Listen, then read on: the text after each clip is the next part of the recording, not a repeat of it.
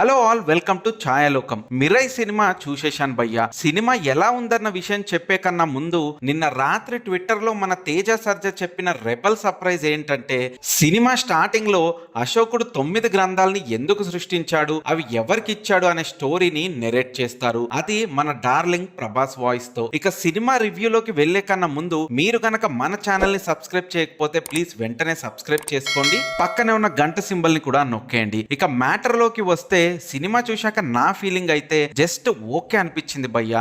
అంటే సినిమాలో వర్కౌట్ అయిన ఎలిమెంట్స్ బానే ఉన్నాయి, కాకపోతే హై ఇచ్చిన కమర్షియల్ ఎలిమెంట్స్ చాలా తక్కువ అనే చెప్తా. ఇక సినిమా కథ విషయానికి వస్తే, అశోకుడు ఇచ్చిన 9 గ్రంథాలను కాపాడుతూ 9 తెగలుంటాయి. ఆ తెగల నాయకులు వాళ్ళ తరువాత తరాల వాళ్ళు కూడా ఈ గ్రంథాలని కాపాడుతూ ఉంటారు. అయితే తాంత్రిక విద్యలు బాగా వంట పట్టిన ఒక బ్లాక్ షార్డ్ ఆ 9 గ్రంథాలను దక్కించుకునే జర్నీని స్టార్ట్ చేసి ఒక్కొక్క తెగని నాశనం చేస్తూ ఒక్కొక్క గ్రంథాన్ని దక్కించుకుంటాడు. ఇక ఈ బ్లాక్ షార్డ్ ని ఎదిరించడానికి మిరై కావాల్సి వస్తుంది. ఆ మిరైని దక్కించుకునే యోధుడు కావాలి. ఆ యోధుడు ఎవరో కాదు, మన హీరో. అయితే ఎక్కడో తన లైఫ్ స్టైల్లో తాను బతుకుతూ ఉన్న హీరో ఈ స్టోరీలోకి ఎలా వస్తాడు, ఆ మిరైని ఎలా సొంతం చేసుకుంటాడు, చివరికి ఆ 9 గ్రంథాలు ఏమవుతాయి అనే విషయం మీరు సినిమా చూసే తెలుసుకోవాలి. ఇక సినిమాలోని నటీనటుల విషయానికి వస్తే, తేజ సజ్జా ఈ సినిమాలో స్టంట్స్ నైతే చాలా బాగా పర్ఫామ్ చేశాడు. యాక్టింగ్ కూడా బెటర్ గానే అనిపించింది. కాకపోతే యాక్టింగ్ లో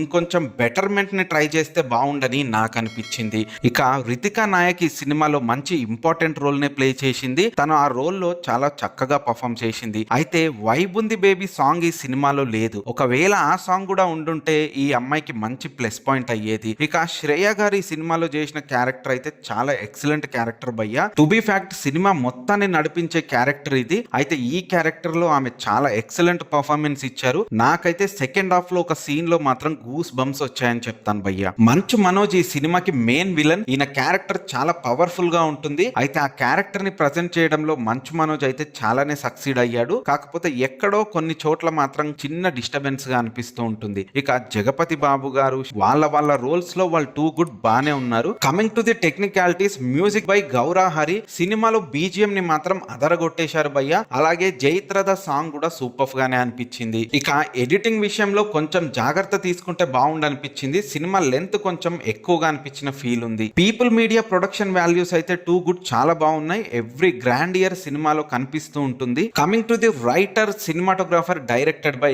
కార్తిక్ ఘట్టమనేని. ఈయన సినిమాకి పెట్టిన ఎఫర్ట్ అంతా ఇంత కాదు. టు బి ఫ్యాక్ట్ ఇంత గ్రాండ్ స్కేల్ ఉన్న సినిమాకి తానే సినిమాటోగ్రాఫర్ గా, డైరెక్టర్ గా ఉండడం చాలా కష్టమని చెప్పాలి. కానీ 2 రోల్స్ ని కూడా ఈయన పర్ఫెక్ట్ గా బ్యాలెన్స్ చేశారు. సినిమాకి ఈయన సెలెక్ట్ చేసుకున్న పాయింట్, సెలెక్ట్ చేసుకున్న కాస్టింగ్, ఎవ్రీథింగ్ టూ గుడ్. అయితే సినిమా ఫైనల్ ప్రోడక్ట్ డెలివరీ కూడా బానే ఉంది. కాకపోతే ఫస్ట్ హాఫ్ లోనే కొంచెం టైం ఎక్కువ తీసుకున్నారు స్టోరీలోకి వెళ్ళడానికి అనిపించింది. ఇక సినిమాలో హై ఇచ్చే మూమెంట్స్ ని కూడా ఇంకా బాగా క్రియేట్ చేసి ఉంటే బాగుండనిపించింది. ఈ కథకి అంత పొటెన్షియల్ ఉంది, అది ఎక్కడో మాత్రం డ్రాప్ అయింది. ఇక Teja Sarja previous movie Hanuman impact ఈ సినిమా పైన భారీగానే పడుతుంది. వీళ్ళు చేసిన ఇంకో పెద్ద మిస్టేక్ ఏంటంటే, ట్రైలర్ లోనే రాముణ్ణి మెన్షన్ చేయడం. ఎందుకంటే ఆ ఎపిసోడ్ హనుమాన్ లో ఉన్నంత డెప్త్ ఇంపాక్ట్ తోనైతే ఉండదు. కాకపోతే ఈ సినిమాలో కూడా రైట్ ఇంపాక్ట్ లోనే ఆ సీన్ ఉంటుంది. ఓవరాల్ గా మిరై సినిమా గురించి నా మాటలో చెప్పాలంటే, ఇది వన్ టైం వాచబుల్ మూవీ అని నా ఫీలింగ్ భయ్యా.